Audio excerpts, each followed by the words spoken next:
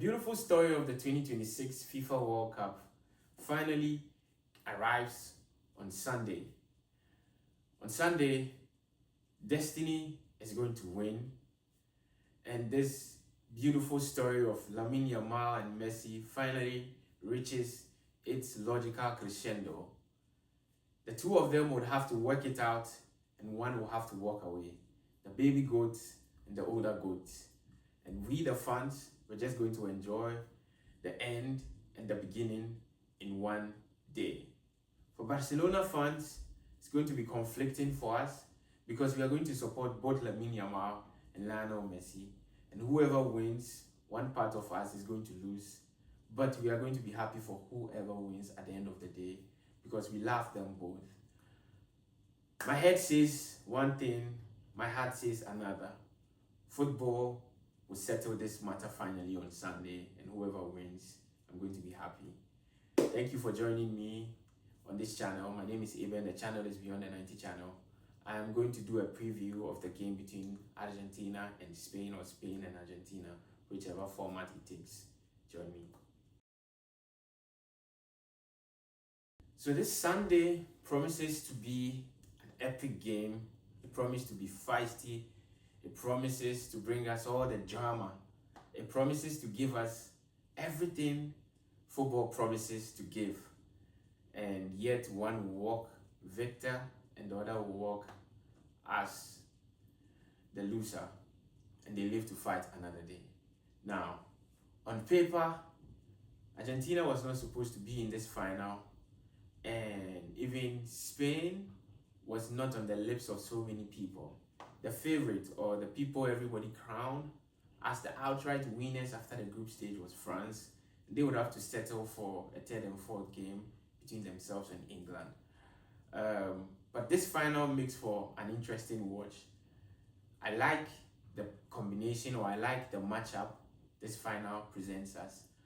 The reason why I like this matchup is because if there's a team in this World Cup that has the antidote to Argentina, it is Spain. And if there's a team that has the antidote to Spain in this World Cup, it's Argentina. And so I'm fascinated to see how it all resolves itself. Now, the reason why I say the team that can stop Spain is Argentina, and the reason why Argentina can only be stopped by Spain is this. These two teams are the only two teams in this World Cup, at least in my opinion, that have been organized like a club side. And these two teams are the only teams, in my opinion, in this World Cup that have an identifiable system, a system that works. Now, for Spain, it's grassroots football, it's the way they bring players up, it's the ethos of tiki-taka, it's the principle of La Pausa, pausing and finding the right pass. It's beautiful football, it's technique, it's magicians in the middle, and it's one brilliant guy on the wing called Lamine Yamal. The system of Spain is such that no matter who you plug in, the system dominates because of the way players are brought up in Spain.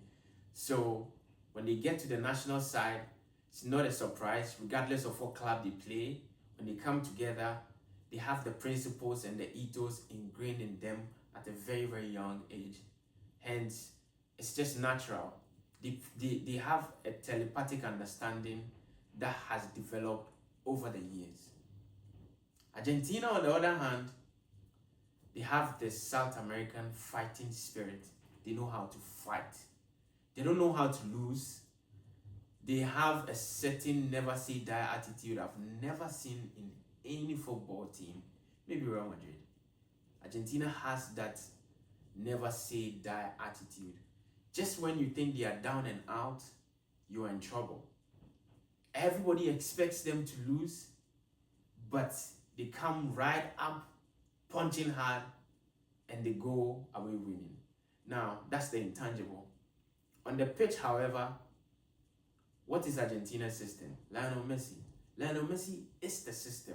So this is how Argentina play. everybody plays for Lionel Messi. Now I know it's a cliche, but on the balance of play so far, that's the system. What do Argentina do best? They know how to stay long enough in a game waiting for Messi to pick his moments. Every player stays alert and aware for the time Messi gets activated. And once Messi gets activated and he gets going, the Warriors rile up and they follow their leader to war and they vanquish whatever opponents they have in their way. So I don't know how you stop that, because it's will. It's for Argentina, it's sheer will. And they are going to come up against a team in Spain that has the antidote and that has the medicine to break this will. Now, Spain is going to go into this game, of course, dominating possession, dictating the tempo and what have you. Argentina has the humility to understand that sometimes they have to play deep in their half and allow Spain half the ball. Argentina are not France. They don't have that problem. Argentina are not going to be naive in springing a man-for-man press. They are not going to do that. They don't do that. They are going to set up in a medium to low block at the very early stages of the game to try and stay in the game, to contain Spain. They are going to respect Spain's ball play, and Spain is going to do what Spain does: control the game, dominate. Now, in the period where Spain is dominating, if they're able to get an early breakthrough against Argentina, they have what it takes to double that lead, and they could be far away gone from Argentina by the time Argentina gets ready, because Spain are not going to take their foot off the gas. They are going to keep the play going. The same way they start is the same way they are going to end. Argentina, on the other hand, are going to try to stay in the game for as long as they can and then pick their moments. Now, in this World Cup so far, there are only two teams that genuinely cause Spain real problems, and that is Belgium in certain aspects of their game and Cape Verde. What did Cape Verde do? They defended for their life. Granted that Spain also missed glorious chances, but Cape Verde defended for their life and went up the pitch when the opportunity presented itself. Argentina is going to do that as well. Unlike Cape Verde, if Argentina doesn't get punished by Spain, by the time Argentina goes up the pitch, they are not going to miss their chances. They have a killer in Messi, and they can finish off their chances. The way Belgium disturbed Spain was that they had a magician in the middle in Kevin De Bruyne. Even though he's past his best, he was able to produce that moment that broke the Spanish defense. And what does Argentina have? They have Lionel Messi. If Kevin De Bruyne is a magician, what do you think Messi is? He certainly has the minerals to pick the right moment to pick apart this Spanish defense. This Spanish defense as a collective is a very good one. As individuals, they can be got at. And so when that opportunity presents itself, Lionel Messi sure has what it takes to pick them apart. Now, this is where, for me, the game will be settled.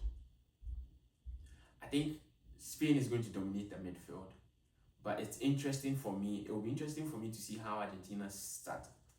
If they set up with Giuliano Simeone in the game, like the way they set up against England, I think they give themselves a chance.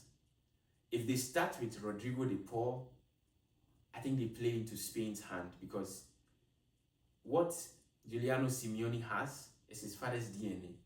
He knows how to make the game ugly. He knows how to fight.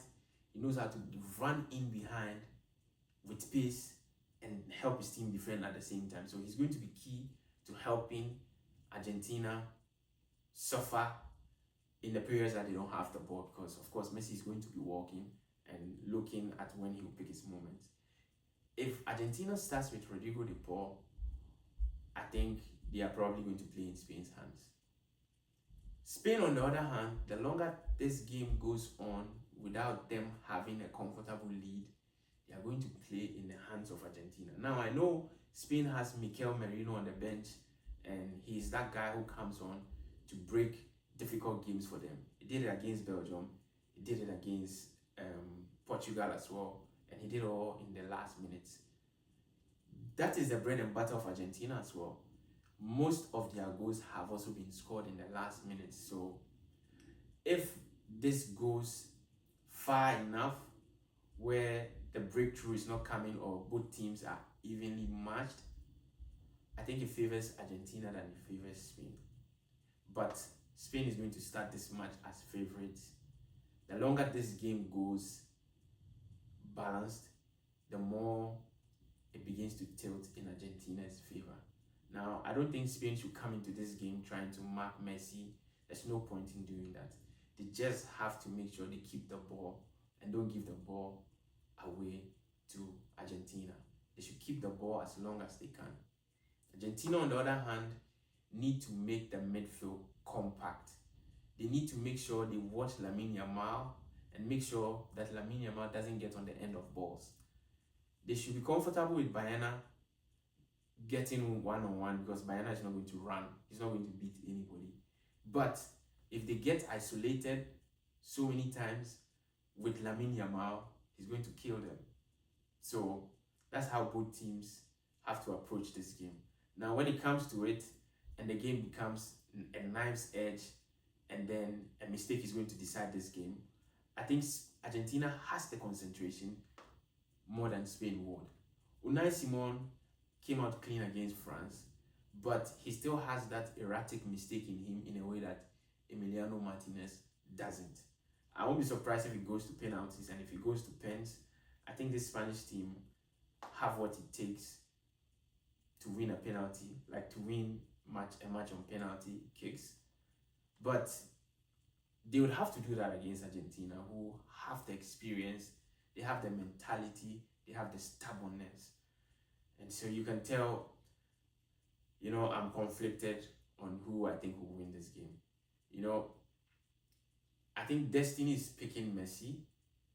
At the same time, the reality is that Lamine Yamal's team has what it takes to win. My head says Spain, my heart says Argentina. Destiny will choose on the day, and whoever destiny chooses, I'm going to be happy for that person. Barcelona fans are going to be happy regardless. I know that there's just one group of fans that will really be in pain in this game, and Adidas has won because they have the old legend in Messi and the upcoming one in Lamine Yamal. Whoever wins is an Adidas legend. Surprisingly or coincidentally, both teams are also catered by Adidas, so Adidas cannot lose, and that's how the story goes. The World Cup started with 48 teams. Finally, we are left with the two. They'll sort it out themselves. One will go home with the trophy. As for me, I'm done with this video. Thank you for joining me, and I invite you to leave your comments in the comment section. Like, share, subscribe if you've not. Thank you for joining me. Bye for now.